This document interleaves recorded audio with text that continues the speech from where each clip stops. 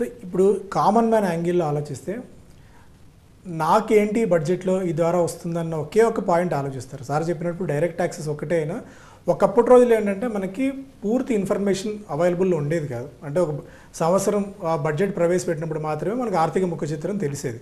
కాకపోతే ఈ రోజుల్లో చాలా ఇన్ఫర్మేషన్ బయట ఈజీగా అవైలబుల్లో దొరుకుతుంది. రిజర్వ్ బ్యాంక్ ఆఫ్ ఇండియా 3 నెలలకు ఒకసారి దాని రివ్యూ నిర్వహిస్తుంది. ఎప్పటికప్పుడు డెసిషన్స్ కూడా చాలా ఫాస్ట్గా మారిపోతున్న ఈ పరిస్థితుల్లో కేవలం బడ్జెట్ కోసం మాత్రమే చూసుకొని ఆ బడ్జెట్ రోజు మాత్రమే డెసిషన్స్ ఏదైనా తీసుకొని ఆ ఇయర్ అంతా కూడా ఇంప్లిమెంట్ చేసే పరిస్థితి ఇప్పుడు లేదు.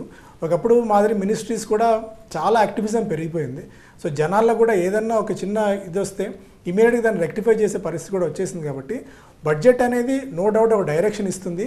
కాకపోతే ఒకప్పటి మాదిరి ప్రభుత్వాలు 1 ఇయర్ వరకు వెయిట్ చేసి ఆ బడ్జెట్లో డెసిషన్ తీసుకుంటేనే మనం ముందుకు వెళ్ళాలనుకునే పరిస్థితి ఇప్పుడు ఏమాత్రం లేదు అనేది that I want to make it A point.